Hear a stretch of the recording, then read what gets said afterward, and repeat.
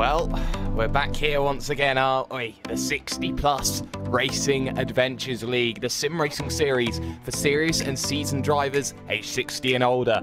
Goal first is classed competition with demonstration of car control mastery and mutual respect for others. This season, the open wheel Pro Mazdas will be running 10 road courses and 2 ovals here on RaceSpotTV and on iRacing Live, the first of 3 broadcasts this season with the 60 Plus League. And well, good afternoon, good evening, good morning, ladies and gentlemen. Hashtag do you mind? Jake Sperry in the commentary booth, joined as always, Mr. Cisco Scaramuza, a little bit under the weather, but we'll fine. We'll manage. Hugo Luis behind the cameras, qualifying currently heading to the end of what is going on. And well, as we've seen here, just how this racing's gone on at the moment here, Cisco.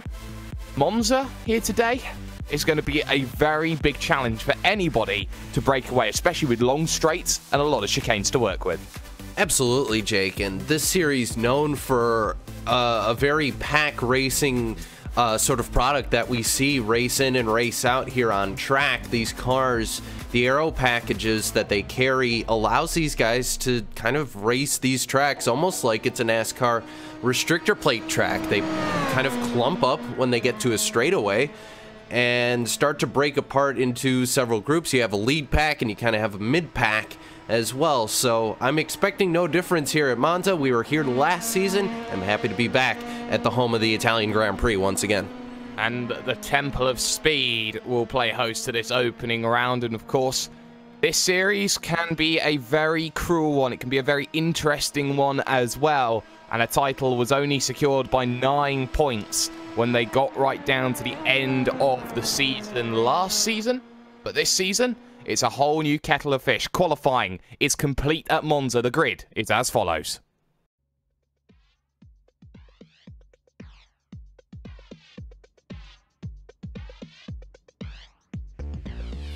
Jos van der Ven, pole position, 149.318. He heads up against Steven Karkner, the man who won 6 races last season and still only managed 3rd in the championship. Donald Fitterer starts off in 3rd.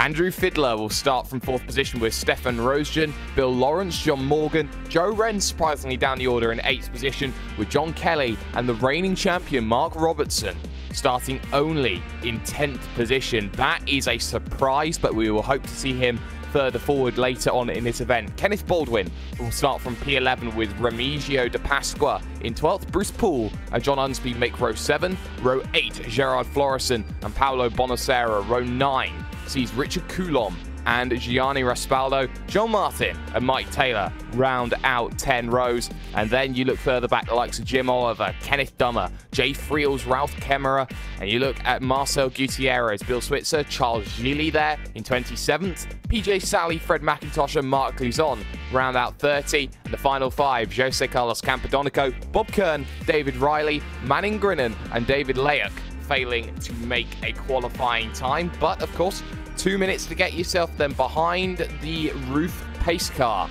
before we get ready for 14 laps worth of action, half an hour going. And there's been a slight change to the championship format here today, Cisco. No longer is it that the top 3 get themselves immunity from the second race. Oh no, it's 2 races, best score qualifies. And that's going to change up the strategies a little bit, Jake, because it's going to force these guys into a box where, yes, if you win the first race, chances are, no, you're not really going to have to worry about the second race. But if you win that first race and you have the speed to win the second race, you could steal those points away from someone who just might need them. So all sorts of strategies. It kind of feels like the NASCAR playoff system in a way. You know, the more races you win, the more wins you steal away from the drivers who might need them to get to those higher echelons in the championship. Oh, you need to steal some points where you can, and every single point that you take away in a race can be vital, and championships can be decided by the smallest of margins. But the field will be behind Jos van der Ven in the Pro Mazda. This vehicle can be very difficult and was once used as the heir apparent to get into Formula 1 circles before the Formula Renault 2.0 made its glorious appearance into iRacing. But rounding the Parabolica, this famous final corner, the pace car will look to dive down onto pit road in just a couple of moments' time. And then once it does, 14 laps worth of action for race 1 of 2 here this evening.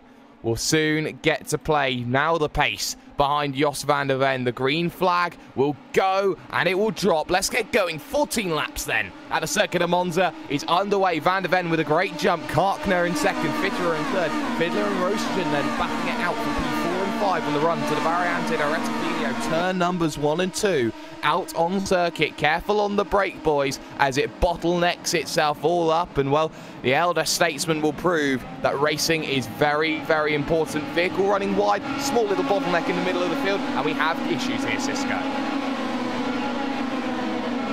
Yeah, it was early contact. Looks like with one of the Silver Pro Mazdas, it's just gone off track. It's the 22 of Jim Oliver as another car goes around. It's going to be the 93 of Bill Schwitzer. So we'll take a second look at that when we get the chance, but it looks like everyone, for the most part, the majority of your field made it through, but not everybody. And that's what turns 1 and 2, the Variante Rettifilo, does here, Cisco. It's a bottleneck. You slow it right down and everyone gets a little bit giddy and excited in the early stages, such that when everybody just starts checking up and you almost go to a crawl, sort of see this moment where you're stuck in the traffic jam as if you're in, say, Los Angeles or somewhere.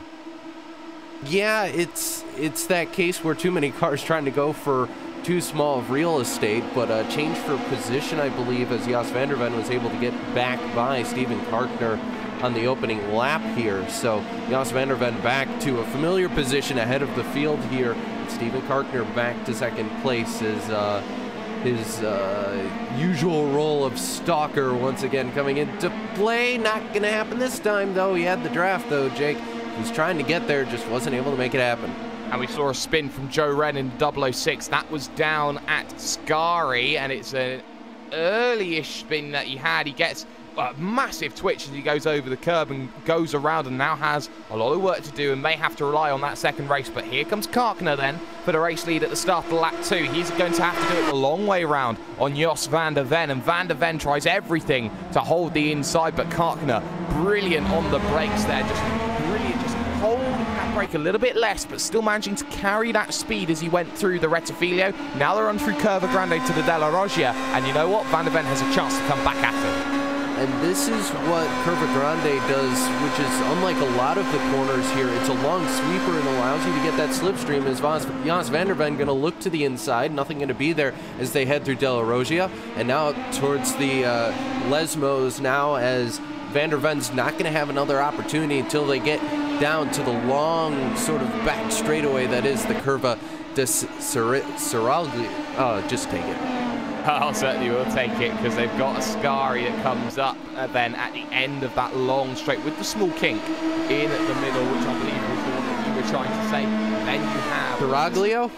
Yeah, somewhere around there. But here comes Van der Ven up the hill, looking for the inside at Ascari, and he gets on the brakes and looks to take that position the way he does. But now Karkner's going to get the opportunity to come back as they make the run up towards the not necessarily the Rettifilo, but Parabolica, then the Rettifilo. I think you're finding interesting to note that Donald Fitterer is trying to break the toe behind of Andrew Fiedler in position number 4. They're going to go at it side by side again then on the run to the Parabolica, and Karkner's going to take one back. Huge power move to the inside from the driver of Fiedler, and my goodness me, Andrew Fiedler, well, he was very abrasive there making that move in position 3, forced Fitterer out wide, and now Roosjen looking for an opportunity side by side. It reminds me of the 57 series of Formula 1.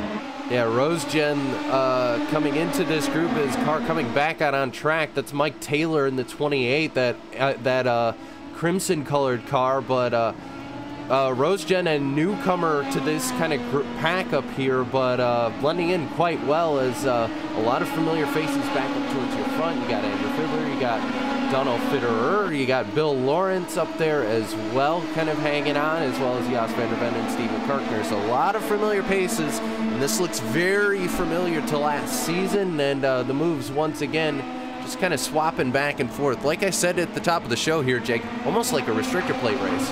Almost like a restrictor plate race, and we saw almost a moment also for the 66 machine. That's Charles Gilly looking to battle for position number 22. lost the position to Marc Lizon down towards the Rettifilo, and Lizon looking very much more comfortable as he drives around this circuit. And this is the sort of circuit that people take for granted in terms of its difficulty. Yes, it's a lot of long straights. Yes, it's the highest top speed circuit arguably in the world, but it has so much more difficulty when you get right down to it that you have to actually be very astute on when you make your move and how you do it.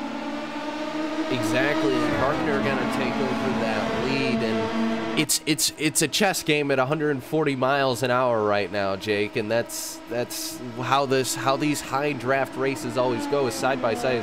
Rosegen and Fitter are going to go side by side. The 111 going to be able to get past him as they head into the Parabolica once again. And now Jos van der Ven going to look to the inside, but it's a chess game, Jake, because you have to worry about trying to get to the front at the right time, but also have to play defense because you don't want your opponent to get the run like what Andrew Fiddler is going to happen.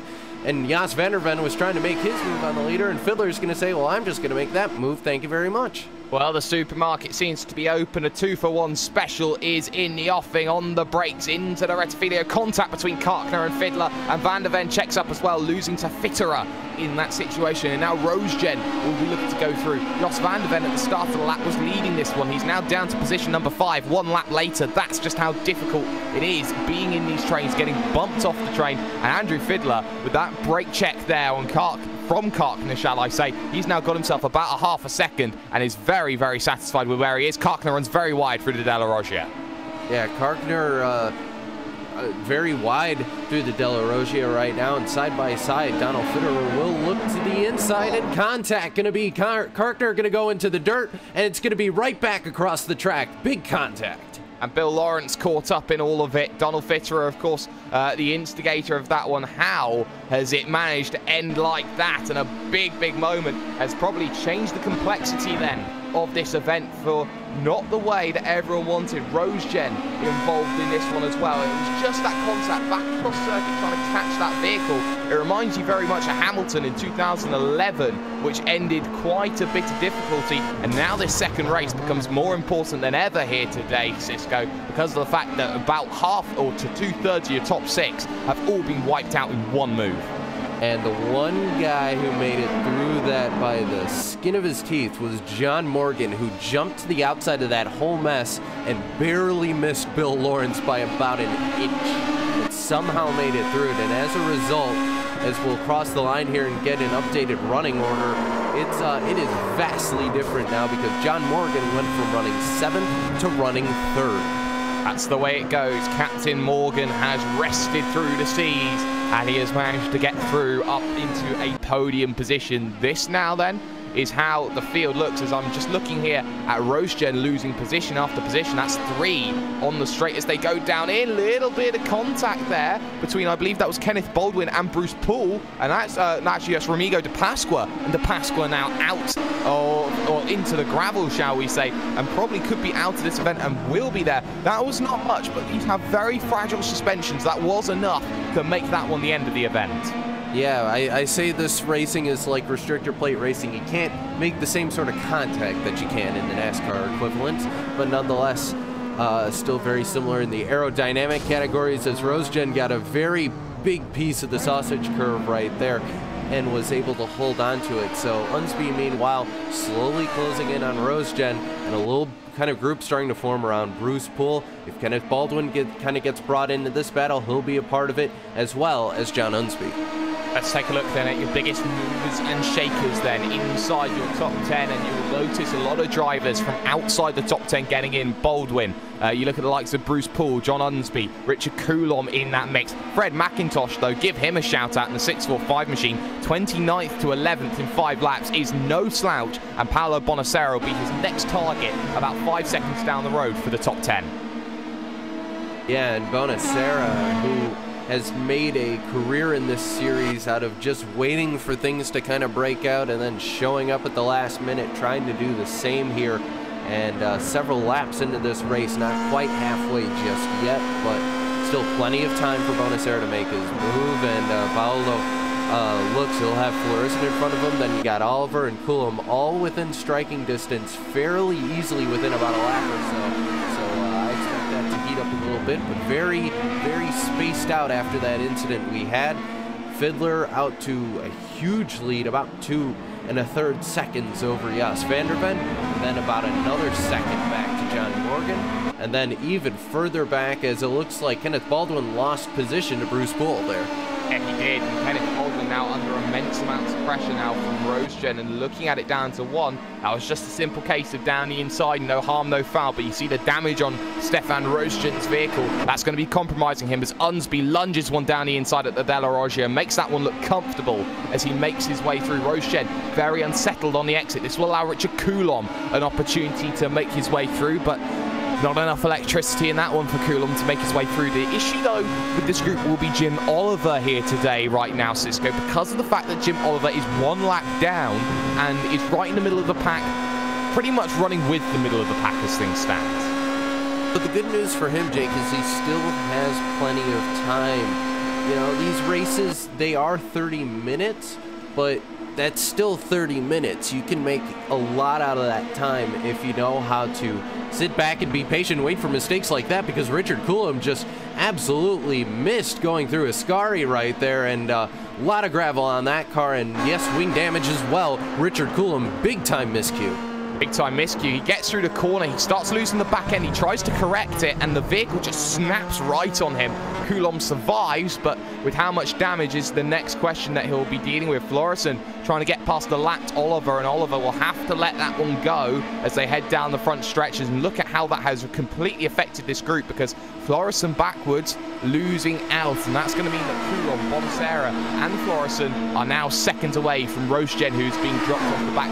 Unsby, Baldwin and Poole, the battle for 4th, 5th and 6th out on circuit. In terms of the battle at the front, though, it is very much even playing field. Fiddler 2.6 seconds as it's remained very stagnant between himself and Van der Ven. It shows you that Fiddler had some real pace, even though he was sitting back in the pack for the opening few laps. Absolutely, and once that kind of ability to draft up to the leader is gone, that basically throws us into a case where unless Andrew Fiddler either loses control, makes a mistake, or gets into a battle with a lap car somehow, he's not going to lose a whole lot of time on his laps, Jake. So he's not going to lose time to 2nd and 3rd. There's really going to be no time difference, and he'll be able to just stay at the front of this field, assuming, of course, he runs a flawless race to the end of this thing. Yeah, assuming he runs a flawless race, but that's not always the case. Jay Friels, though, for P15, under pressure then from the recovering Joe Wren in the 006 machine. Not quite 007. He hasn't got enough gadgets and tricks up his sleeve just yet to get that moniker under his belt. But Joe Wren right now looking for that opportunity then as he comes out to the second Lesmo, looking for a good run. In front of that, though, Kenneth Dummer and Bob Kern looking to go at it then. The battle for P13 and 14 on Bob Kern. Started in position 32 with a 1:53 lap time. You'll lose the position to Dummer, who runs a little bit deep, and they're going to have to check this one up, and that's going to mean they lose the back of Gianni Raspaldo just in front of them. But Joe Wren also through behind Ascari, and, well, he'll be feeling like he's got opportunities to make moves with Kern and Dummer having a scrap. Yeah, and this is his opportunity to kind of sit back and wait for these guys to make a move and take advantage regardless if we'll be able to make time or not, as both drivers going to get very loose coming through the Parabolica, but able to hold on to it. Both cars were looking a little bit unstable as they go side by side. And, that was just Florison getting around the lap car, but battle up right now is going to be Stefan Rosegen versus John Unsby right now, as Rosegen going to look to drivers left on the 61 as they head towards the second variante. Well, he can look to drivers left all he wants. That corner is always favouring the driver on the inside curve of Grande, and he doesn't have enough pace with the vehicle due to the damage to really pull that vehicle alongside. He needs a mistake out of John Unsby, and that's not forthcoming. Little wiggle from both of them, though, as they head through the Della Roggia. No chance, then, for Unsby to lose that position right now at this stage, but something has happened to Jos van der Ven. He is off with heavy, copious amounts of damage, and just looking at where that one has happened, oh, it was a big chase into the Della Roggia, up and over, and almost flipped it if he wasn't too careful heading through. Heavy damage on the front nose, and not only that, he is probably going to have a long way to go through, and there was an opportunity in the championship dashed at that one moment. Yeah, and those speed humps, he hit that on the side of it. So not a side which has a gradient on it, which makes it a little bit smoother for those cars. No, he hit that on the flush flat, right on the flush flat side of that. So huge damage to the driver of the 167, and the results are speaking for themselves as he plummets down the order. That was Fred McIntosh who just went by in the 645. So Jos van der Ven going to have to look to race 2 to try and sort out those points. Yeah, he certainly does, and those anti-cut curbs are a nightmare to deal with here, Cisco, mainly because that everybody looks at Monza and thinks, oh, I can take a 10th here, a 10th there. Those curbs are a lot higher than other anti-cut curbs at most circuits, and they are designed to hurt suspension when you get them a little bit wrong. You're not supposed to go over them, and Van der Ven almost took flight. Well, Jake, you're not supposed to cheat the track. I don't know what to tell you. I mean, that's obvious. Why would you ever think about taking a 10th off when you could wreck your suspension? Or at least that's what they want you to think with those curbs anyway. At least that's what they want you to think. You push and push and push, and you hope that positions go your way. But right now, that means Bruce Poole in this scrap for 3rd position is now onto the podium, and he'll be very happy. And he wouldn't have thought at the start of this season that he would be up on that podium qualifying in 13th position overall. But the battle, Respaldo, Dummer, Ren, Kern, Friels, all there in this scrap now. What is looking for position 11 on circuit. Here comes Joe Ren then to the inside at the first Lesmo, and there's not much Kenneth Dummer can do on that outside track. Maybe look for the up and under, but isn't going to get the run out of the exit. Joe Ren making light work of that move. Yeah, Joe Ren, excellent pass on Dummer there. As battle's starting to heat up here, it's another one of these battle packs starting to form. It's going to be led by the 13th Kenneth Baldwin, but you got Bruce Poole, who you just mentioned is going to be involved in that. And then you got John Unsby and Stefan Rosgen also involved in this, so 2 sets of 2, which could be 4 cars battling for the same position as they head through Parabolica one more time. And Poole looking to driver's left, nothing there though, but he's looking to try and get any sort of advantage here on the slipstream, which he will get as they head down the front straightaway. 5 laps to go then as they cross the line, and Kenneth Baldwin under pressure from Bruce Poole. Poole then looking towards the inside as these drivers, probably 3 times my age at this stage, look to try and put on a light fireworks display, shall I say, a lights display as well. And we can see straight through goes that, but there's contact behind as Unsby is turned by Rosgen as they head through the Rettifilio. And Rosgen maybe a little bit too greedy through the corner, saw the small little check up and was just way too aggressive on the power there. Rosgen jumping the gun. Yeah, I think Rosgen wasn't aware of how close the cars in front of him were at that scenario, and you could see the car in front of him just check up ever so slightly there, and I think that's all it took to make that go all wrong. So Rosgen spins the driver in front of him, and as a result, things massively change up because of that. Yeah, things certainly do massively change up. The drivers then who are classified as out of this event are David Layek, Mike Taylor, John Kelly, and Marcel Gutierrez. We have drivers running along at 1 lap down. There is no limit to the fast repair, so you can get yourself back out and going again. So those drivers will be Joel Martin, Rodrigo de Pasqua, Jim Oliver, Ralph Kemmerer, and Bill Schweitzer as well, which means that even though drivers are losing positions, losing points, they're still having something left in the bank when they get themselves back out and back racing again. There is one consistency though, and that's Andrew Fiedler at the front. His lead now over 5 seconds. Yeah, and Fiedler back to form as it were, but battle Kenneth Baldwin and Bruce Poole still looking to try and get the run on each other, and Baldwin's going to have the advantage as they head down the front straightaway once again, and time's starting to run out for these guys in race number 1. Is Baldwin going to look to driver's right? It will be the preferred line as they head towards the first variante once again, and it's going to be the case of Kenneth Baldwin going to be hard on the brakes with the 57, going to try the overcut. Not going to happen though. A lot of curb there for Kenneth Baldwin, but he'll make the pass there as they head through 1. And Bruce Poole there wasn't confident enough to go through. They said no. They said no. They said no. There's the slowdown for Kenneth Baldwin. Way too much curb, and Bruce Poole can run off into the sunset. And Kenneth Baldwin now has a lot of work to do in the last few laps then to get himself back into play in this one. Massive pack, though, as Kemmerer has to let through Friels, Kern, Dummer, Respaldo, and now Fred McIntosh under pressure as he's lost the position to Joe Wren for the final spot inside the top 10. Fred McIntosh now under pressure because Dummer and Respaldo behind, going side by side as they head to the Della Roggia. Turns 4 and 5 out on circuit, but Respaldo very early says nope, can't do that, and there was also a check-up from Bob Kern, who was closing in at a rate of knots.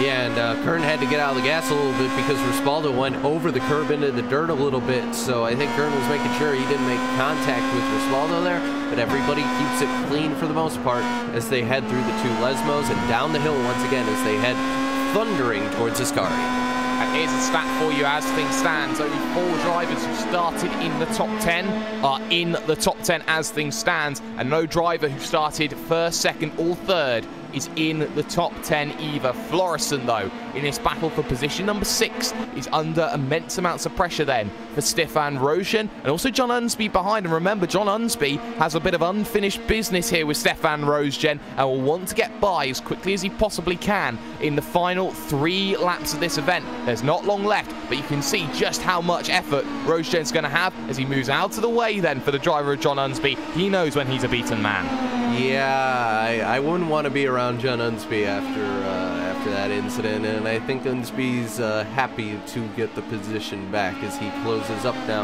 on Gerard Florison, who was a part of this battle, but not directly, and it was his battle in front which actually checked up the cars, which made Unsby make a little bit of a mistake. So for Rosjen, I think for him it's just a case of, all right, I let you by, now let's actually try and have a battle here, Jake, as we approach the second variante once again. And there was a little bit of contact between teammates Dummer and Kern as well, and they have to be careful to make sure that they don't make contact and sacrifice the team's championship, which is also on play. The 20, though, that's Gerard Florison, who's had an off then at the Variante della Roggia, and that was a big spin, looping on his own, and there was the pressure coming to play. He slightly missed the apex, tried to bring that vehicle back, it didn't work, and almost came back on straight in front of the driver of Richard Coulomb, who wouldn't have been too happy to see him, but gets by. No, that got a little bit sketchy there, but Coulomb still had a little bit of space to deal with it, though. But having been in that situation before myself on the side of the 20, you have to make sure you're looking at that relative all the time, Jake, listening to your spotters to know when it's going to be safe to make that move back on track. I understand you want to get on track as soon as possible, but at the same time, you got to keep that track safety out there and mind your track limits. Certainly have to. Mark Robertson, the reigning champion, has lost the position to the driver who won 6 races last season, Stephen Karkner. This one, though, surprisingly down the order, position 21 and 22. The pair of them sit out on circuit, but it's not about that. It's 2 laps to go for your race leader. Oh no, around goes the 16. Massive contact with Gerard Florison. Oh. They'll make massive contact, crashing across the start-finish line, and it was they came together, Jake. It looked like 20 was coming right and the 16 was coming left. I really don't know what to say there.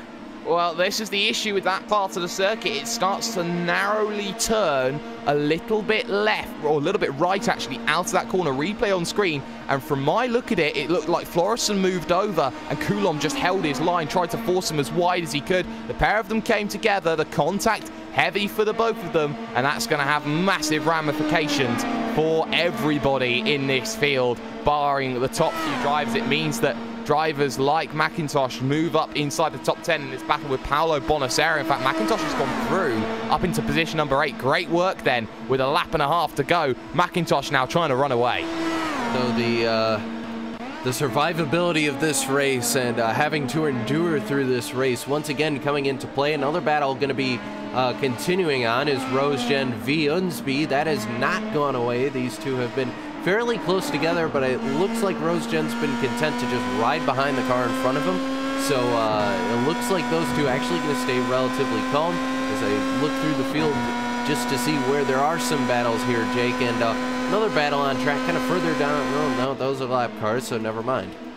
Oh, so never mind. But of course, we are heading to the white flag lap then in this opening race. 1 lap to go for the driver of Andrew Fiedler, who has been just head above the parapet and just keeping himself out of trouble here in this event. We'll keep an eye, though, on the Unsby-Roshan battle for the final spot inside of the top 5 here out on track. Traffic will come out of pit road. That's Kenneth Dummer, who was involved in the incident just a lap and a half ago, but Stefan Rosgen, with the heavy damage that he's got, is unable to close down that gap into the barrier. And Robertson there, the reigning champion, going off at what is the first Lesmo, and he has collected another vehicle when he's gone through that. Bill Schwitzer, yes, that's the one there, Cisco. So the pair of them coming together at not a pretty part of the circuit, so they'll have to be careful. And, well, Andrew Fiddler had to make sure that he got himself through. Replay up on screen, and 2 into 1, it never does go at this circuit, so you have to make sure that you leave a little bit of room, and maybe that's what these drivers need to start thinking about. Just give each other slightly a little bit more room, a bit more respect. Just maybe have that little wiggle that they certainly do. Maybe the reflex actions here in the 60+ league a slightly bit slower than what you normally see out of a traditional racing driver, but that doesn't matter at all because they still produce some amazing action. And heading to the Parabolica now becomes Mr. 101. Andrew Fiddler rounds the Parabolica, and arguably you could say is in prime position to take the championship lead at this stage. He'll take 35 points and he will win the opening round of the season here at Autodromo Nazionale Monza. He takes race 1 and he takes it in emphatic fashion. He absolutely does, and John Morgan going to bring his Pro Mazda home in second, and Bruce Poole going to round out the podium. So Bruce, an exceptionally good run for him, and he's had a lot of speed last season and just hasn't had the luck to show for it. And right now it's going very well for him as Poole will bring it home third on the podium. Kenneth Baldwin was not too far behind in fourth, and then fifth going to go to John Unsby. Just as he was chased all the way to the line. We've still got battles, though. Bob Kern versus Jay Friels, and Friels under pressure then for the final spot inside the top 10. He's stolen it on this lap, and I'm not sure Bob Kern's going to get there. It is a short run to the line here with that early finish line, and he's not going to get there. He's not going to get the result that he wants. PJ Sally, though, here's Cisco. Here's Gianni Rispaldo with a last gasp chance to take P14. And they still have to navigate the Parabolica here as well, but you see the wing damage on the 52, playing a huge aerodynamic parachute to the back of PJ Sally. We'll have to see if it makes any result. A little bit of a lockup there by Rispaldo as they head through the Parabolica, and looks like Rispaldo going to be able to hold on to this at his home track, and yes, he will hold on to it. So Rispaldo brings home a P13 finish. A P13 finish is exactly what he needed as the last of the vehicles then start to make the final drags over to the line as Florison and Coulomb, two drivers who'd been working together all race long, in the end will be the last vehicles on the leading lap, P22 and P23. But aside from that, though, that's everyone finished. So let's get your official classified results then. Race 1 of the night here at Autodromo Nazionale Monza.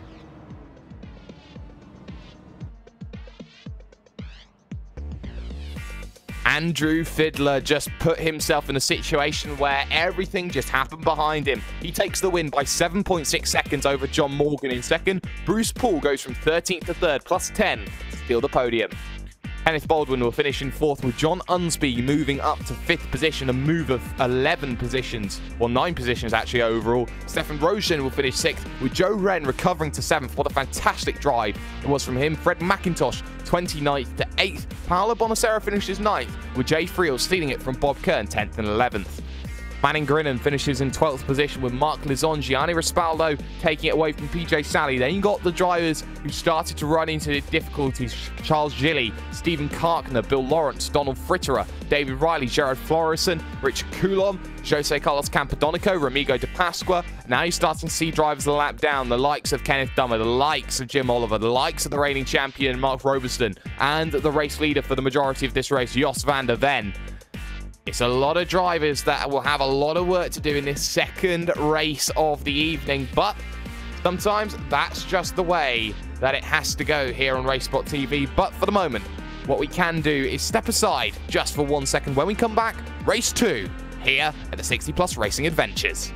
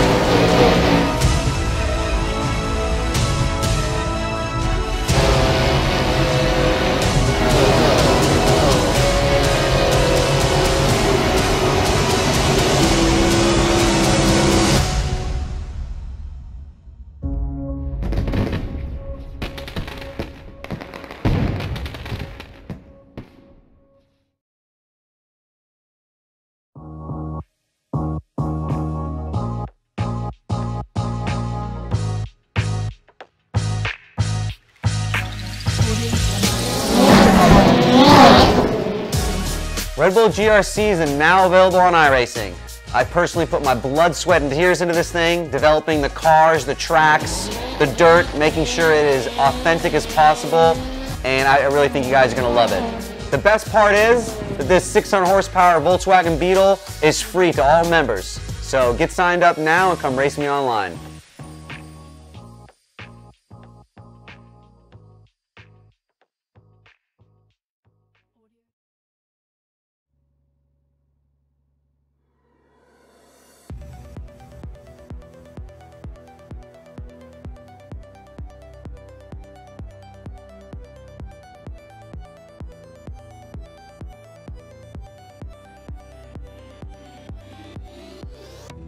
Well, it was a sparking first race of the season. It was an electric first race of the season. It was one of those races that sometimes you have to see to believe. But one man who managed to keep himself up ahead of everybody else was the man joining me right now, Mr. Andy Fiddler. Andy, well, for the first few laps, it seemed that you were a man on a mission, making move after move after move. You get to the front, and pandemonium ensues behind you. Yeah, it seems that way. Yeah, yeah, it was a bit scary coming down. I think there were three abreast at one bit, and the draft. I was just sort of sucked in there. Really, it was. I think we get the draft off two cars. All of a sudden, I was right on the back of somebody. And well, you found yourself in a situation where all your rivals were losing it behind you. You just kept yourself calm, made sure you just built that gap to Mr. Morgan behind you, and just get yourself then the maximum points possible. And heading into the second race where arguably you don't really need a result out of it, but you want to take points away from your rivals, is it going to be a case again of just picking and choosing your moments? Oh yeah. I need to win it. Yeah, so if I get a chance, I'll be trying to win by all means.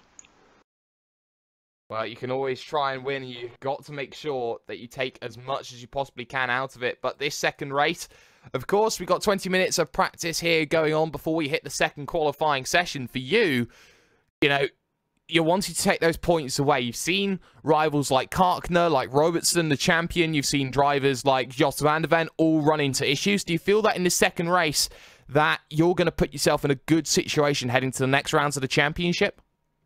Well, like you said, I think the best score from both races counts, but we've got a team situation going as well, so I should be actually trying to help my teammate out as well.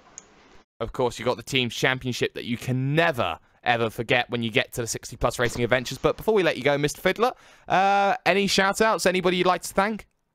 Well, as normal, I'd just like to thank the guys that organise it all. Bruce Poole, who's done as the paint scheme for the teams. That's great. I've tried not to scratch it, so hopefully it'll be intact after the second race. Well, hopefully it certainly will be intact. Mr. Fiddler doing a fantastic job winning this opening race. And, well, Cisco, I don't know whether you're well enough to take the next interview, but we've got Mr. John Morgan here that may want a word. Yeah, we'll talk to John here, and John, a decent race for you here in race number 1, and talk us a bit about it here. How was it for you out there? Just good. Started like 7th, and just tried to hang on to the lead group, and there was attrition up front, which let me sort of move up through the ranks and to 3rd behind Andrew and Jos, and something happened to Jos, and I found myself in 2nd, and then it was just a lonely race to the finish. But you got to take what the race gives you. Yeah, absolutely. And we talked a bit of strategy with Andy earlier there, John, and you're in the scenario here where you seen dollar signs at the end of this thing if you can go out and win this, or what's the strategy for you coming into this race number 2? Pretty much the same thing. Again, you know, patience is a virtue on tracks like this, where you have chicanes, where you have, you know, cars bunching up in the chicanes and the potential for contact. So I think patience is the same.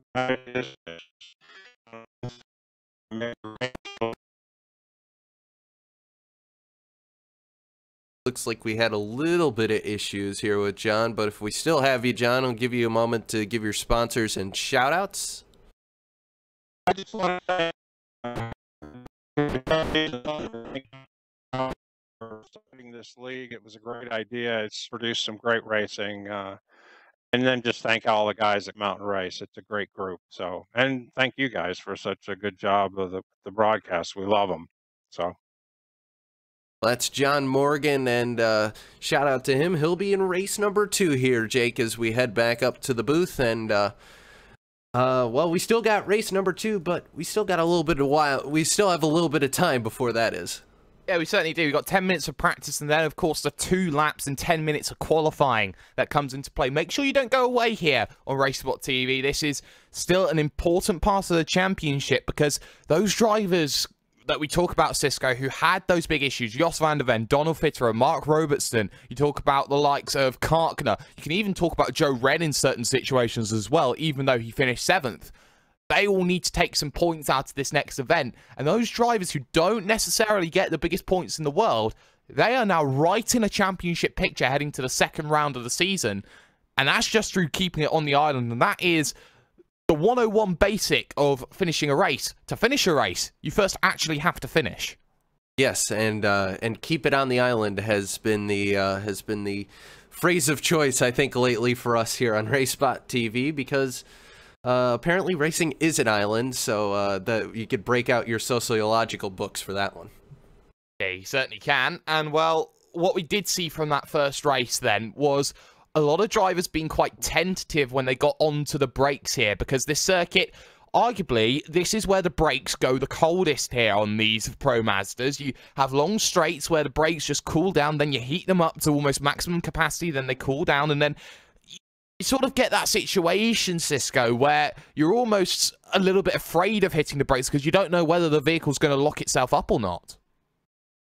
Yeah, and it's a case where these tires, as they go through more heat cycles of getting locked up over and over, makes the car harder to drive. And you're not really going to come down and take tires in this series, Jake. It's still relatively quick races in succession. If you did that, you'd basically be throwing away any chance you had at a top 15, sans, you know, a big incident happening in the field. So I think for these guys, tire management going to play a huge factor in these Pro Mazdas. Not only tyre management, but front wing management, as we saw quite a few drivers get a little bit unlucky here with these curbs. And we talk about how these curbs are so high up and that it's very easy just to knock the front wing ever so slightly as you go over them. Is that going to be a trait of the Formula racing that we're going to be seeing in the 2nd race? That just depends on if these guys can keep it on circuit or not. But it certainly does depend on that. We're going to step aside for one moment. When we come back, we're going to have more fallout then from that opening race. We're going to gear ourselves up to the 2nd race then of the day and qualifying for the 2nd race here at the 60 Plus Racing Adventures here on RaceSpotTV and iRacing Live.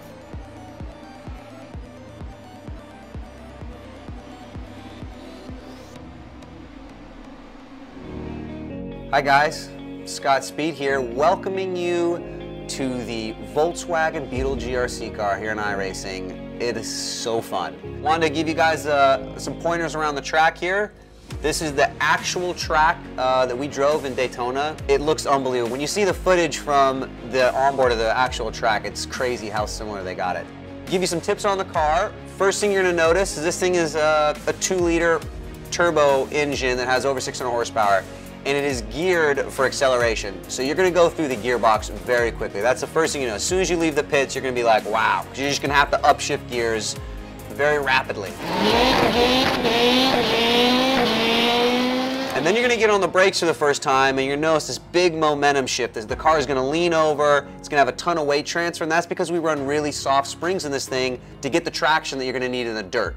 Once you get through the first corner, you're probably going to realize that as soon as you touch the throttle, it doesn't really want to turn anymore. You've got to be aware that 4-wheel drive likes to stop very quickly and it likes to go very quickly. It doesn't like the corner so much. For the first corner, you definitely want to wait until you're kind of straight to get on the gas, and that'll bring you up to the really fun section. And you get to experience dirt in a 4-wheel drive rally car for the first time, and it's incredible. The thing you're going to notice is that the car wants to just continue going in whatever direction it started in. So when you approach these corners, you're really going to have to turn quite before the corner, very early, and the car is going to develop this momentum to it. It's still very important to hit the apex and to be very tidy and clean, but you're going to have to do that with the momentum of the car. And then you got this nice jump that is really fun. One thing to keep in mind when you're in the air is if you hit the brakes, the front end will come down. If you hit the gas, the front end will come up a little bit. So you got to control, kind of like an airplane, the pitch of the car in the air so you're kind of flying straight. And as soon as you land here, you're going to want to start heading left. You're going to give it a big input and start it sliding to the left. And you're just going to be constantly trying to slow this thing down to make this corner, because it's very, very slippery and it's a very tight corner. And the preferred line, believe it or not, is still going to be right here at the apex. Once you get out of here, the next couple corners are relatively simple, typical tarmac corners. Not a lot to these stuff. This is all flat out. And yeah, let's see what a full lap looks like.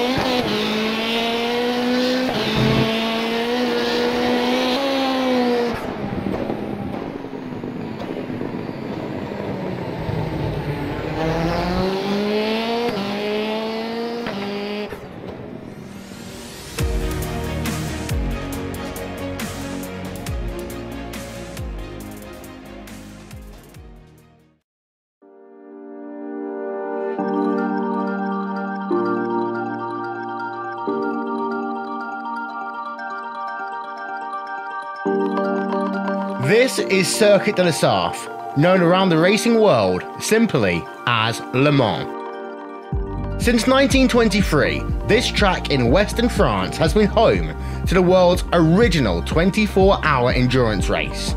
Coupled with the likes of the legendary Indianapolis 500 and the Monaco Grand Prix, the 24 Hours of Le Mans is widely regarded as the world's most prestigious endurance race, and it forms a part of motorsport's Triple Crown. The first race was held on the outskirts of Le Mans back in 1906 and was called the French Grand Prix, the first Grand Prix of its kind. It was run on public roads, with one lap of the circuit stretching just over 103 kilometers. Then, in 1922, the secretary of the AECO, Georges Durand, was given 100,000 francs to facilitate and devise a new race for the region. Durand took this as an opportunity to stage something completely unheard of, a 24-hour endurance race that would push the modern race car to its limits, where manufacturers would prove their worth to the world. Durand's original Circuit de la Sarthe stretched 17.2 kilometers and was entirely comprised of public roads. It ventured into the city of Le Mans and stretched to a tight hairpin, before venturing on to the 8-kilometer long Mulsanne Straight. In 1929, the hairpin was bypassed due to safety concerns with expanding town suburbs, and safety was always a thing that changed and progressed the racetrack over the years. In 1932, the track as we know began to take shape. That was prompted by the construction of a new 1.5 kilometer bypass running from the start-finish area to the new entrance of the Mulsanne Straight, the now infamous Tête Rouge corner. This section featured the fast first curve that remains today, and what would later become the location of the famous Dunlop Bridge. Now, back in 1923, it was a field of 33 drivers that competed in the inaugural event, and their average speed, 57 miles an hour.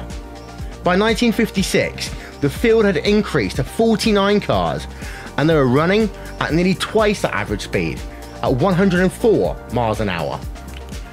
As the cars became quicker and the competition rose, the track continued to evolve. For example, in 1972, the final section of the track was completely reconfigured to bypass the dangerous Maison Blanche kink.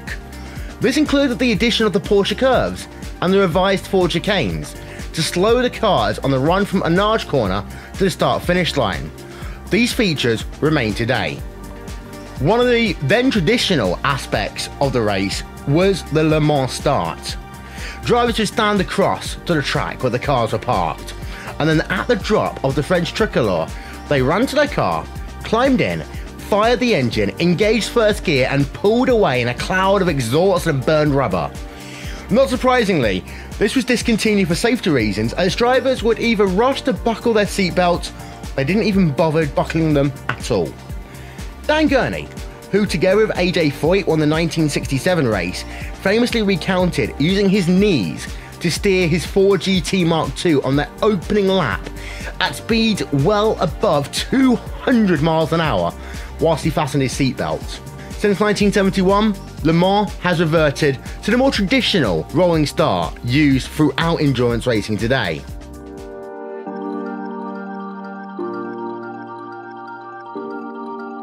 Le Mans will ever be known as the proving ground for car manufacturers and a lifelong dream for drivers. It continues to rank as the pinnacle of endurance racing that inspires similar races to take shape around the world. Things like the 24 Hours of the Nürburgring, or the 24 Hours of Spa, or the Rolex 24 at Daytona. But there will only ever be one Le Mans.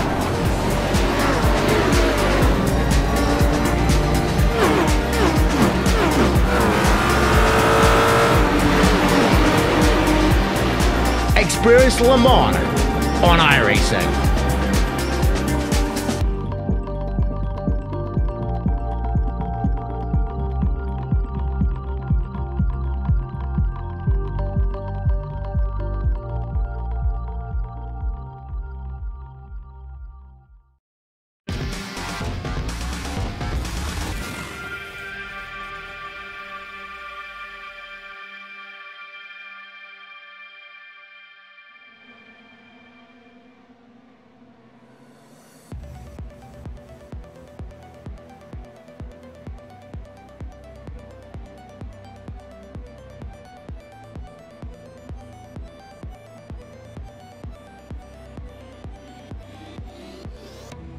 Race 1, done and dusted, in the books.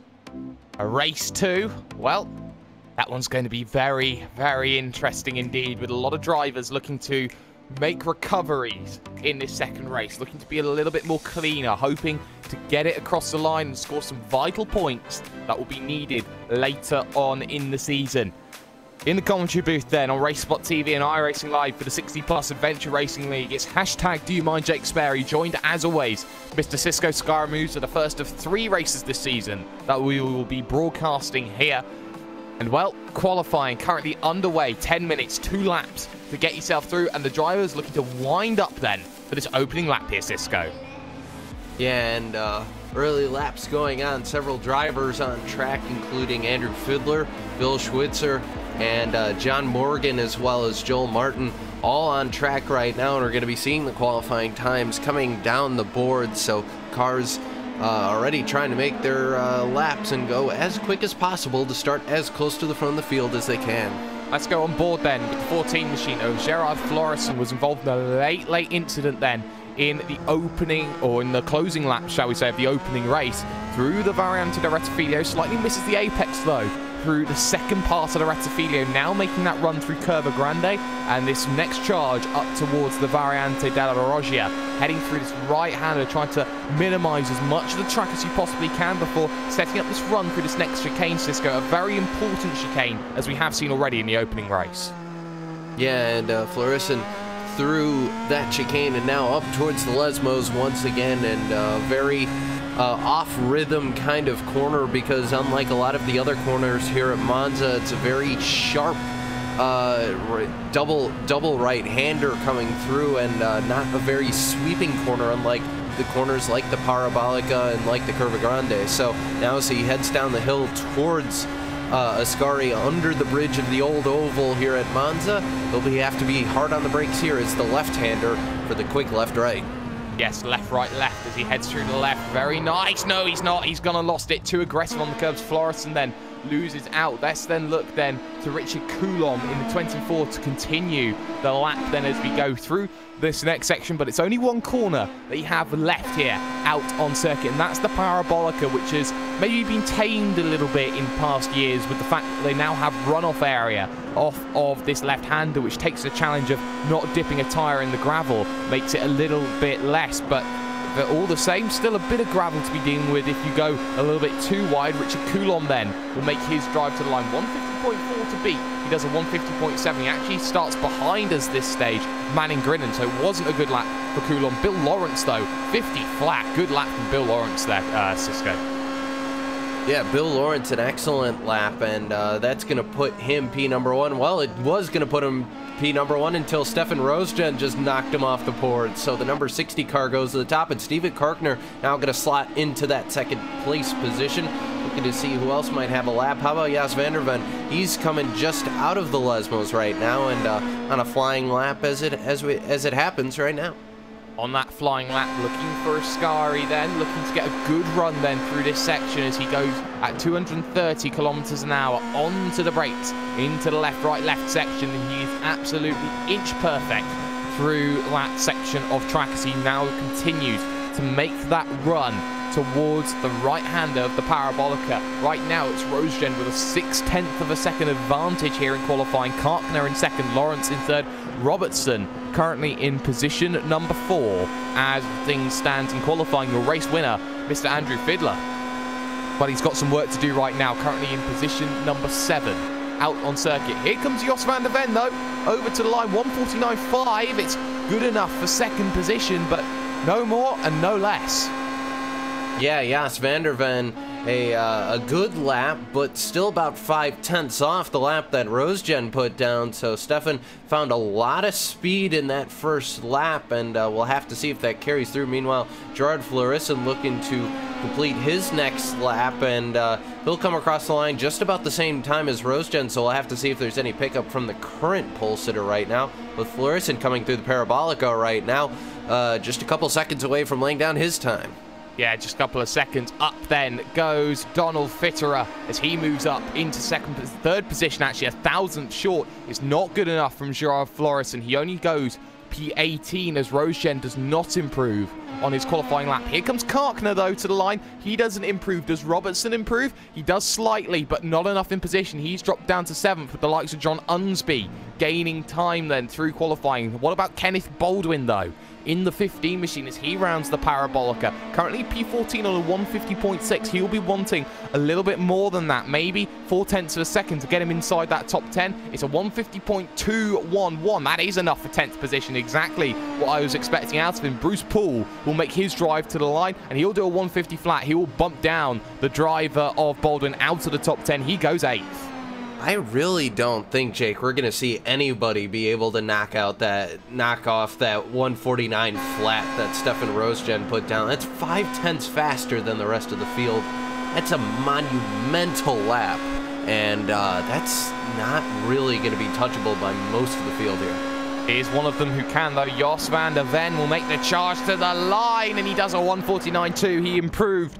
Not enough. And, well, what a lap time Stefan Rosgen managed to pull out of it. We've still got drivers like Kenneth Dummer on a flying lap, drivers like Marcel Gutierrez, who still have times to set in. Kenneth Dummer hasn't set a lap time then so far. Well, he has 153.1, currently in 30th out of 30. So 4 drivers we've lost from the first race towards the second. But my goodness, what a lap time that was put in by the driver of Stefan Rosgen. How about Jas van der Ven? 289. It's close. It's incredibly close that Jos van der Ven's managed to do. But again, it's just not enough really to close down Rosgen's time. But of course, it's not how you qualify, it's how you race, and it doesn't matter how quick you are, it's difficult to break away. 52.1 though from Kenneth Dummer. That's a lot better. He gains a second, he goes P27, he gains 3 positions. That's a good job by him. Yeah, that'll definitely help for sure. But field's starting to look fairly static here as we narrow down. Just less than 2 minutes left here in qualifying here, Jake, so not going to see a whole lot more moves through the field. One car still making laps is Marcel Gutierrez, who I believe is going to come to complete a second lap here and maybe try and pick up a little bit more. Well, it's currently in position 22, double deuce. Marcel Gutierrez in the 678 machine.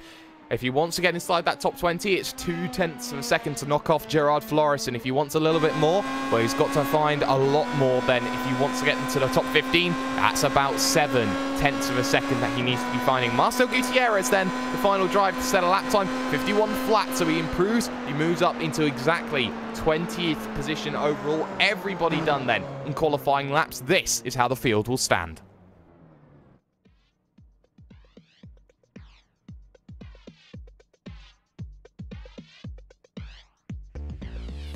Pocket Rocket Stefan Rosgen then pole position 149.053. That was beautifully done by a driver who needed good points from the second race. Jos van der Ven will start from second with Donald Fritterer starting in third.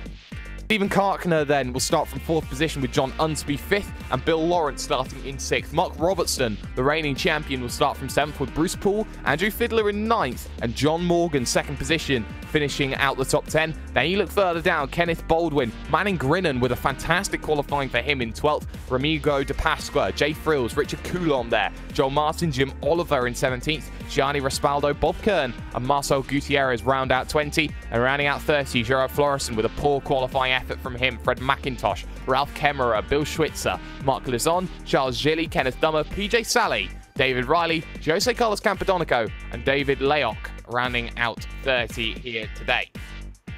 But you know what? It's not about how you qualify. It's about how you race. It's another half an hour. It's another 14 laps. As we've seen, 14 laps has the ability to change the complexity of a championship so easily here, Cisco. And when you talk right about it, the field now stuck behind Rosgen for this one. Van der Ven got a very good jump, but wasn't able to break away. Are we expecting nobody to be able to break away as they head towards the Rettifilio? I want to say yeah, but at this point, the turn one at Monza is always chaotic, Jake, regardless of what's going on. So I'm just not sure. You don't have to be sure to understand what a race is going on. So when you look at it, there's a lot of drivers with a lot of opportunities. The drivers who started first through fourth all finished outside of the top 15 in the opening race that we had here today. John Unsby finished very well. Bill Lawrence with a great qualifying as well. And when you look at it, drivers like Fiddler and Morgan, yes, they're starting 9th and 10th, but we saw how in the opening stages, Andrew Fiddler made very quick work of making positions in the draft. Fiddler wanted to be at the front of the field, and once he got there, everything else ensued behind him here today, Cisco. Yeah, and well, that's a good way for things to happen. That's not necessarily how I would want it to happen. I'd want to be able to charge through the field and be able to hold these guys off, but sometimes, hey, it's better to be lucky than good, Jake. Sometimes it is better to be lucky than good, but there are still some very good drivers that get themselves into play as and when they do. Of course, the pace car about to roll off in just a couple of seconds' time, and well, as I talk of the devil here, just 15 seconds before we get into that situation, but I was just having a little bit of a look, or was trying to have a little bit of a look here in terms of what's going to be happening with the season, because it's Interlagos in a week's time, which is a very different circuit that happens to Monza. Of course, we're not covering it. We come back on January 17th for Mid-Ohio, but when you head to a circuit like Interlagos after Monza, that's a big reset, and it's another circuit that has a lot of opportunities to make overtakes. Yeah, it is, and as the cars begin to roll away here from under the bridge, we can't look too far into the distance here, though, Jake, because, you know, Monza, we still have one more race to go here, and we have to make sure that these guys make it through, because that first race, a lot of attrition, a lot of wrecked race cars, and these guys probably looking to just have a little bit cleaner of a race. And while yeah, I do look forward to Interlagos, and I know Hugo wishes we could be there because that's his home track. Sad to say we won't be there for that one, but regardless, that's going to be a lot of fun. We'll be back at Mid-Ohio, and then we'll be back at Snetterton, which Jack Stiles was cackling maniacally over. Well, of course it is. It's his home race if you talk about being from Norfolk. So For me, being one side of the Farmersville of the United Kingdom, that's certainly one thing I look at when I hope that I see Castle Coombe on the iRacing service in the next few years, but I doubt I'll get that one very soon. I have 2 tracks. I have Indy and Lucas Oil. Oh, just rub it in a little bit. But eyes on RaceSgen then. Pace car will dive down in. Another 14 laps. And the opportunities then for a championship to go. And it's an early jump. A very early jump from the driver of RaceSgen. And it's a green flag. And RaceSgen went very, very quickly off the start. Caught everybody napping. Van der Ven, Fitter, Karkner, Unsby all looking full single file. Bill Lawrence as well. And Mark Robertson all looking. But here comes Unsby then looking down onto the brakes. And also Fitter are thinking about it. Down in towards the Rettifilios. They're all going to check up then for the very first time. But it's a lot easier here. It's been a lot more spaced out because of that quick start. And through they all go. No issues, no worries, no contact. Yeah, everybody making it through so far here, and it's a 3-car train for that 3rd place position through 5th. Dunsby, Karkner, as well as Donald Fitter, all going to be there as Unsby going to dive on the brakes here into the 2nd. Variante, a little bit of contact right there between the 75 and the 61. They'll go side by side as they head towards the Lesmos. Yes, and now on the inside, though, for both right-handers will be the driver who won 6 last there goes season, Karkner, and off goes Unsby there in that section there. You caught that one as I was looking through the trees at it there. Yes, you're absolutely correct. John Unsby dropping 3-4 positions in that one moment. He just ran a little bit wide, I think is the right wording for that one there. No contact between the pair of them. As behind Unsby now, side by side, Morgan and Fiddler having a scrap. Yeah, Morgan and Fiddler going at it, but Fiddler going to have to back out of the throttle a little bit right now as they come through Ascari and head towards the Parabolica, the long straightaway before they reach Parabolica. But it's RaceSgen out to a very early lead right now, but still in draft and slipstream range for Jos van der Ven as they come through Parabolica here. And single file, no, side by side. Bruce Poole going to look to driver's left, not the preferred line. And he's going to lose a little bit of time there, and that could bring John Morgan alongside Bruce Poole here. He was looking to up and under John Unsby, but Bruce Poole was not going to have that. Here comes Captain Morgan behind with Fiddler, the winner of race 1, following in the footsteps as he moves then towards the inside, looking for an opportunity, but he's out of the draft as he tries to move to that inside, which means his life is going to be very difficult about getting on the brakes, making that move, and trying to break away in this one. Of course, that draft, you're looking at about a second maybe that he's starting to take it. Fitterer, shall I say, as I should pronounce my T's a little bit better there. Trying to close down Van der Ven, but Van der Ven doing enough to close back to RaceSgen, enough to make it a 2-car scrap at the front, if not 3. And the longer those two battle for that top position, Jake, that's going to bring 3rd place in of Donald Fitterer. That's going to make it easier for him to close because those two will be racing each other, not the track, not putting down the fastest lap. And Donald Fitterer is going to be able to eat that gap up. So right now, spaced out single file for the moment, but RaceSgen seems to have a very stout lead of this field at the moment, and the lead has fluctuated and gone down slightly, but nowhere near the times that we're used to seeing it fall. And RaceSgen right now doing everything he can to stay out front. Yeah, doing everything he can. John Unsby, we saw, also have a slowdown penalty. He now drops back just ahead of Kenneth Baldwin, so position 12 out on circuit as things stand. But yes, your top 3 then stand as this: RaceSgen, Van der Ven, Fitterer, as Stephen Karkner now will be the next driver trying to push to gain onto this train. And all these drivers needing points will be playing possum, I think, for quite a majority of this race, just to make sure that they get across the line the way that they possibly would do. Battle further back, though, Florison, Oliver, and Gutierrez right now. Marcel Gutierrez looking for positions, but John Oliver going on the offensive here as Florison looks to try and make a recovery drive.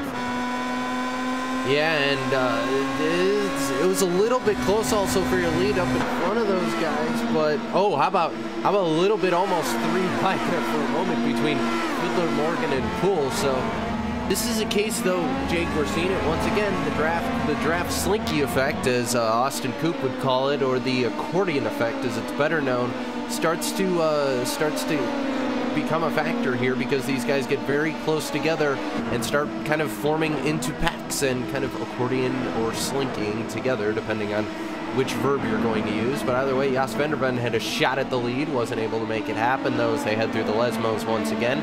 and still single file. Little bit of a close battle between, how about the two teammates of Poole and Fiddler?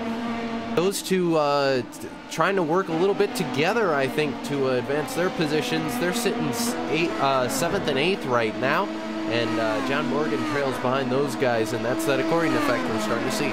It is, as the field starts to stretch out and then close back in again from time to time. Everyone just looking to be a little bit careful, as now Van der Ven will become the driver under pressure at the front of the field, as Donald Fitterer in the 1-1-1 will look to try and make a move, but he pulls out of the draft. He doesn't want to make the move into Parabolica because he knows here, Cisco, that he has the opportunity to make that move into the Rettifilio, and that's going to be a more decisive place to make a move than it is making it into Parabolica. Yeah, Parabolica is equivalent to passing the guy like when you cut to the inside on the exit ramp, and then he gets the green light before you do. That's about how that goes, and Van der Ven going to be content to sit and wait behind the leader here, and you start to see the slipstream take effect, but the gap, I think, is still going to be a little bit too big. I think Van der Ven would have had to bonsai it if he won that lead, and not going to. Rosegen holds on at least through one of the Variantes once again. But you have to be careful about who's closing in, because it was a 48.9 from Rosegen, 49.1 for Van der Ven, 48.9. It was a 48.5 for Steven Karkner. Karkner is pulling himself into this battle incredibly efficiently and incredibly quickly as well. So there has to be a lot of care and due diligence involved when they get into that scrap. You've also got this massive train that sits behind Unsby right now. Friels, Baldwin, Martin, Raspaldo, Coulomb, all there, 5-6 vehicles, all sitting, waiting for that opportunity here, as now Jay Friels will be the man under pressure, as Kenneth Baldwin, his teammate, thought about making that move, but look at how Friels runs wide. He'll compromise the exit, and here comes Baldwin thinking about it to the first Lesmo. And that looked all mirror driving to me there, Jake, that Jay Friels made the mistake. He was looking in the mirror, and now Baldwin, I think, got a little too hung up on trying to pass his teammate, got a little piece of the curb there. So driving very much, you have to hit your marks first before you can pass the guy, and Baldwin nearly put that car into the barrier, but was able to hold on to it. And I think Joel Martin got out of the gas in anticipation. Gianni Raspaldo said, all right, thank you very much. I'll jump to the outside, or he gets cut off there. Oh, the door was firmly shut there. It was an ironclad door that you'd have to be saying there. It wasn't one of those weak and flimsy wooden doors that you'd normally see. But Raspaldo there firmly told, nope, you're not coming through. You've got to wait for a better chance to make that happen. Also, Bill Lawrence has lost a position. Mark Robertson then up into position number 5 on his title defense, and needs to be very careful about that. Battle for the lead, though. Jos van der Ven will go to the outside of the driver of Stefan Rosegen, and Rosegen now will need to be very astute on the brakes. No, he decides to fall back into line, but there is traffic battling in front of them here. This is Leok versus Dummer right now, and Leok may need to let those positions go, but you have to also respect the fact that they're in their own battle, but they have to get out of the way once they get there. Yeah, David and Kenneth going at it right now, and Rosegen, I think, just happy right now to sit behind. As it runs right now, Stefan would get more points, assuming he maintains this position as that battle goes all wrong, and I think that's what Rosegen was counting on, and Jos van der Ven lost all the lead he built up after getting with those lap cars, and the lap cars, a little bit of a mistake, slows down your leader, brings Rosegen into this fight, and it also brings in Fitterer and Karkner are now officially into this battle. It's 4 cars looking for the lead. Or looking for an opportunity then as they make the run up towards Ascari, down the hill, and then back up it. Defensive, very early defensive then from Jos van der Ven. Maybe a bit of Indiana Jones and Defender of the Lost Corner on the way into Ascari, but he gets a good run coming through this section and out. You can see just how that works, and I've heard something go boom. Is that an engine somewhere? Has someone hit the wall there, Cisco? I'm not sure. Looking through your field, it looks like everything was okay. Maybe it was just your joke landing without a punchline. I don't know. I think it was maybe a number 2 machine that we could have seen of Leok. That could have been. Oh yeah, there we go. Driver who had the big boom moment. So he was, of course, with Dummer, and actually it wasn't an engine, but a massive shunt as he lost the back end and was hard into the wall, so much so that he just stopped dead straight, and that's why we didn't quite catch it the way we wanted to. Lawrence, though, with Robertson, that we've got to be careful of, that we look at, change for the lead once again, but eyes on this battle going on. Bill Lawrence down to the inside takes it away from the reigning champ.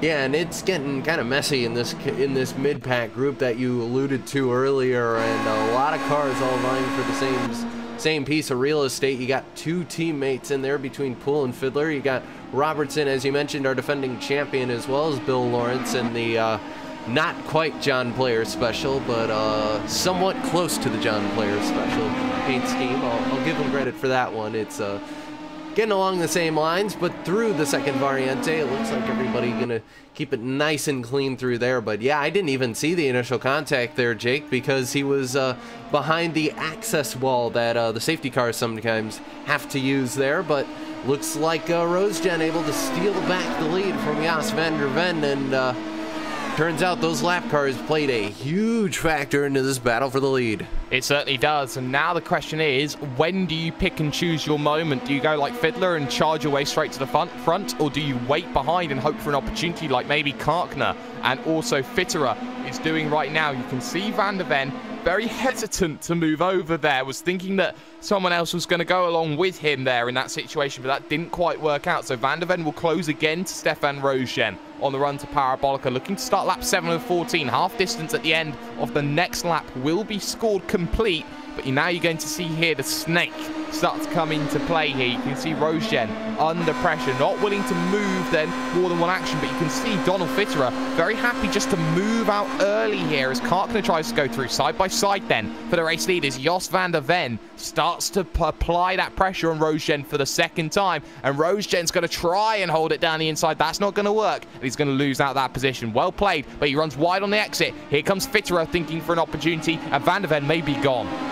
Yeah, just around halfway now through your race, and Fitterer, I think, didn't want to make the situation 3 wide going into the first variante, because I think that would have just ended in tears, Jake. I don't think 3 wide going into turn 1 at Monza works very well as we head into the second variante, and Donald Fitterer going to be content to ride. And you said Jos van der Ven was starting to pull away, but that according effect works very well in those slow speed corners. And keep in mind, we thought Jos van der Ven was out to a lead, and then all of a sudden lap cars changed everything. So this by no means over yet as Van der Ven gets a piece of the gravel there.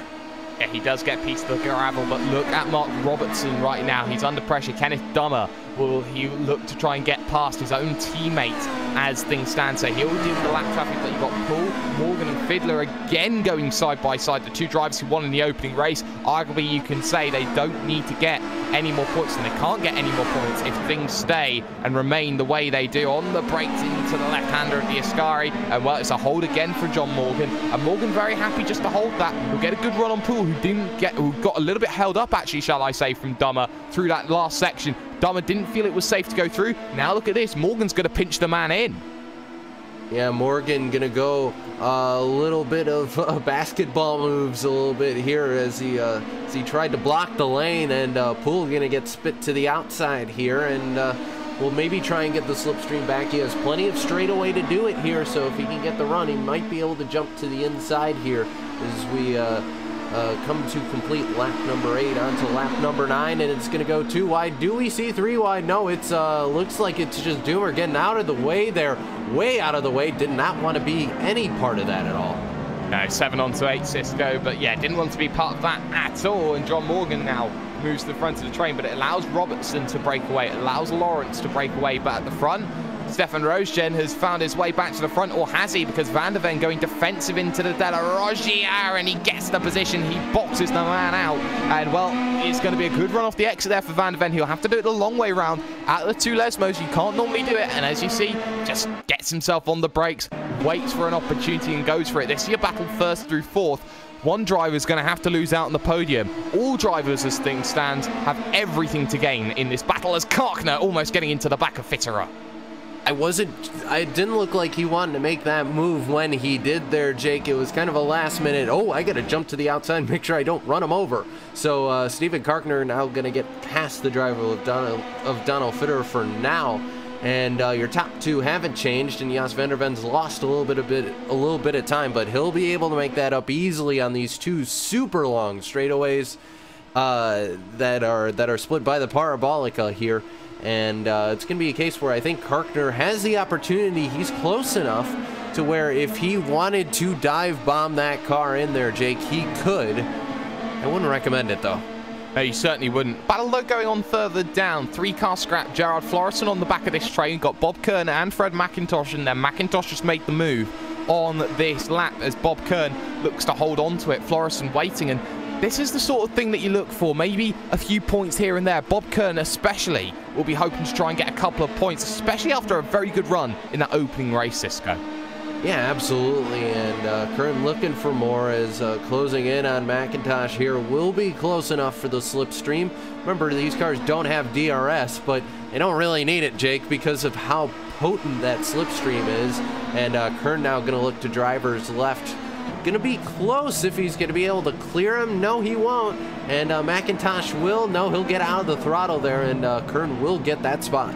Yeah, very, very well accomplished on the brake side. There's a vehicle turned around in the form of Kenneth Baldwin there as he just didn't get any run off of the exit, just spanned the wheels, and just round she goes for Kenneth Baldwin. It's a day that has gone from bad to catastrophically worse for the 15 machine, and now stuck just in front of Charles Gilly. He's now in 20th position after starting 11th. This is not the run that he was hoping to have. A lot cleaner this second race. And, well, Baldwin's going to have to hope for a lot of misfortune from drivers if he wants anything out of this one.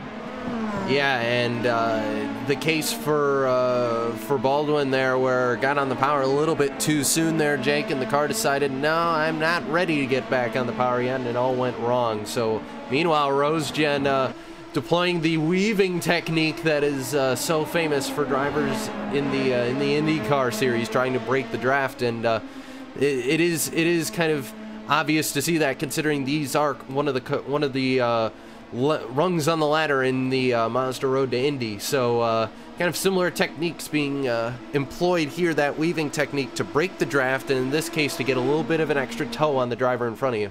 And Karkner thought about making it 3 wide. Common sense prevailed as they go on the brakes. Van der Ven then around the outside holds the position. Karkner can't do anything about it in the 75 machine. He has to hold out. He has to wait. In 4th position, Donald Fitterer hoping to try and get back into 3rd and try and get himself in that train, in that scrap. Not going to have any of it then as they head through Curva Grande for the 10th time out of 14. So that's going to mean 5 laps to go here in this event. Behind that, though, Robertson is catching Bill Lawrence here at a rate of 0.6 of a second over that last lap. Bill Lawrence has got to be careful. He may lose position 5 if he's not careful. Yeah, and it's going to be a case where Lawrence has kind of been out, kind of leading this pack here for a little while. So it could be a case where, you know, Lawrence might be able to just keep that gap stagnant, because Robertson, while gaining, hasn't gained a whole lot. It could be a case, though, where Mark Robertson's just waiting for his opportunity to make that move, Jake. Yeah, we're only looking at opportunities maybe for Robertson, who needs points to defend his championship with, seeing as his you could say adversaries now are breaking away at the front of the field. Only a few drivers though out of this event. David Layok, Manning Grinnan, and also Bill Schwitzer as well. Drivers who failed to make it then through this event. You also have Kenneth Dummer 1 lap down, but right now, eyes again to RoseGen. 4 to go as they cross the line, and well, photo finishes are not too common in sim racing, but when you get them, they normally get incredibly close as RoseGen looks to pull that gap in. 0.2, 0.1, move to the left-hand side of the circuit. Karkner will follow as he looks to gain as much of the best toe possible here as they make the run in, but he boxes himself as they head towards the Variante de Rettifilo, but around the outside, Karkner making sure it works, but look at the crossover effect then. Up and under Van der Ven. He's got to do it the long way around at Curva Grande now, Cisco. Get the inside for the Della Roggia. Yeah, and Jas van der Ven not going to have a whole lot of success as Karkner going to try and slam the door, and not sure if that was going to quite work. Does Karkner do it here? No, he's going to, yes, Van der Ven is actually going to drop back in line behind Steven Karkner here. So Jas van der Ven was looking for the opportunity, but decided against it and dropped behind the guy who now runs second. And meanwhile, looking back, Robertson, Lawrence, that gap has started to shrink ever so slightly. So I think Robertson waiting for his time to make that move.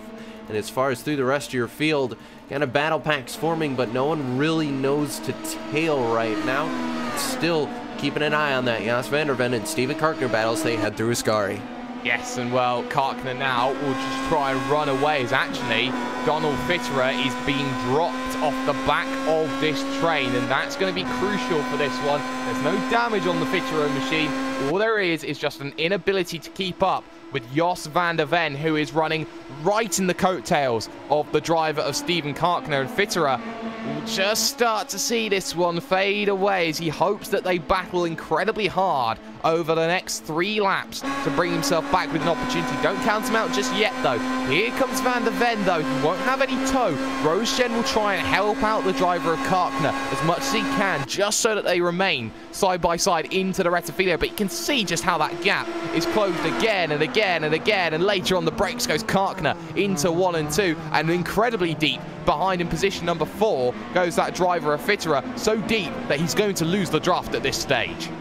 Yeah, and Fitterer not gonna play a factor into this battle, which means it's gonna be Jos van der Ven going on offense at this point, which he's tried to make that opportunity happen before for himself. Jake just hasn't had the ability to do so because Steven Karkner has put up a stout defense ever since getting back by Jos van der Ven. While I say that, but a little bit of a mistake, a little bit too much curb there, and goodbye Jos van der Ven takes advantage back up to P2 as the driver, the 167, and now he just has 1 car left to hunt down, and that's Roosjen, who's just kind of been cruising out front and open up that gap ever so slightly, but running out of time are these drivers. Yes, they have to get there, and they have to start thinking about making moves. Mark Robertson is through on Bill Lawrence and is looking to break away. As I look in the background at Ramigo de Pasqua, running very wide through the second Lesmo, gets away with it. Morgan versus Fiddler, though, the battle P8, P9 now out on second as Fiddler's lost the position on this lap to Bruce Poole. Not much you can do about that one. No move, no change in position, but 2 to go when they cross the line. Jos van der Ven under pressure. Here comes Karkner back down to the inside at Parabolica, and he'll take it, but he runs very, very deep, up and under from Van der Ven, and this is taking them out of the equation here in comparison to Roosjen. Roosjen wants a little bit more, and they're just on the fringes now of the draft. Yeah, and Roosjen, if he continues to open up this gap here, Jake, there's not going to be an opportunity for Jos van der Ven nor Steven Karkner to even get to him, because the longer these two battle, the easier it's going to be for Roosjen to open up that lead. Back into turn number 1, lights up the brakes is Stefan Roosjen, and while Jos van der Ven is there, he's just trying to pour the power on and do anything he can to close that gap, but he just can't shake Steven Karkner. This is where Karkner's got to be a little bit more cleverer, you have to feel. He's got to understand that he can fight as much as he likes with Jos van der Ven, but the highest he will get is second position if he continues to do that. If he sits and waits behind Ben on this penultimate lap, he may have a shot at taking the victory away overall. So 2 laps to go here at Monza, and the opportunities then, they certainly do knock Lawrence back through then on the driver of Mark Robertson. The trading happening up and down this field, and we seemingly have a Morgan down 3 or 4 positions here at Cisco, and that's a big, big mistake from John Morgan. Yeah, John Morgan looks like possibly, it was problems through the first variante. It was side by side the teammates of Poole and Fiddler going at it, and it looks like Morgan, I think, just got caught off guard, was watching them, just spun the car out. Very similar incident to the deal that Kenneth Doomer went through as well. So either way, those guys have it sorted out. And for Jos van der Ven, he's coming down the straightaway. He's going to have 1 more lap to try and make this happen. White flag will fly as they pass Parabolica. The chances are there. Fitterer is back in play, but only just at this late stage here in this race. Roosjen has been out at the front most of this race, but here comes Jos van der Ven as they pass the old finish line, as they now move side by side on the brakes towards the Variante de Rettifilo for the final time on the brakes. Van der Ven will have the inside for the second part of the corner. They're pinched each other there, and there's contact behind. Round goes Karkner, contact with the driver of Fitterer, and they both get turned, but they keep themselves going. But crucially, Robertson and Lawrence will bring themselves in. This makes it now a battle of 2 as Roosgen has finally had to concede to Jos van der Ven, but van der Ven goes defensive on the run to the De La Roche here, trying to do it around the outside maybe for Roosgen. He's running out of places to make it happen. He looks at the outside. That doesn't work though. He's got to look for a different place to make something happen. Lesmo 1 and Lesmo 2, not normally the places you make a move. There are only 2 opportunities after that. The run to Ascari, the run to Parabolica, and Roosgen's got to pick and choose his moment at this stage. The battle for 4th though going on. Karkner damage has also Lawrence and Robertson, who needs every position he can possibly get at this late stage. Eyes though to van der Ven and Roosgen, because they need to think about this one here. This is chess at 140 miles an hour. Yes, we've said that before, but Roosgen will wait now for the Parabolica to make that move, but it's not a good run through that section. Van der Ven has himself about 0.3 of a second to work with here. Roosgen's got to do everything here at Parabolica, and hard to the inside goes the driver of van der Ven, looking to break that toe. It's got to be late now from the driver of Roosgen. Final corner, maybe a drag to the line, but Roosgen's going to have no opportunities left here. His last pistol, his last bullet has been used, and the drag race continues, but the line is going to be short. Jos van der Ven will take the second race victory. It will be 2nd position overall for Roosgen. Karkner will come home, I believe, in 3rd. We've had a massive incident further back. Let's try and get a replay of it actually in this final stage, because it wasn't just Karkner involved, it was Karkner getting into the back, or actually the back of everybody in that situation. Robertson, Lawrence and Fitterer take massive damage in that final stage. And it was the incident, they're coming through Ascari, and it was Donald Fitterer who, remember, was involved in that incident with Karkner. As they go under the bridge, as we get the replay for a second look here, it looks like Fitterer misses the right and then goes into the left, gets the curb again, and just hooks himself off Karkner's car, and nowhere for Mark Robertson to go, and nowhere by extension for Bill Lawrence to go either. Just cars just all in front of him here, and it's just massive contact here coming out onto the straightaway, and a car flipped over. It was Bill Lawrence, and it was massive issues. Massive issues, and that has massive ramifications on the championship as well, because it meant that both the drivers then of what was going to be Donald Fitterer and Bill Lawrence failed to make it to the flag. Everybody then across the line. This was a dramatic end to Monza, but this is how the racing finished up.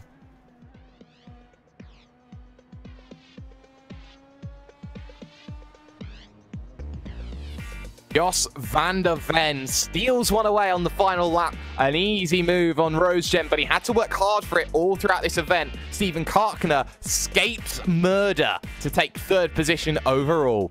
Andrew Fiddler from nowhere will be happy with 4th position. He takes points away from his rivals, but will not gain his points haul at all with that one. Bruce Poole will finish 5th with Remigio de Pasqua in 6th position. Limping home was Mark Robertson, involved in that big incident. John Unsby finishing in 8th with John Morgan 9th and Gianni Raspaldo rounding out the top 10. Richard Coulomb will finish 11th with Bob Kern, and Gerard Florison will move up to 13th, plus 8 overall in that second race. Same to be said for Raspaldo.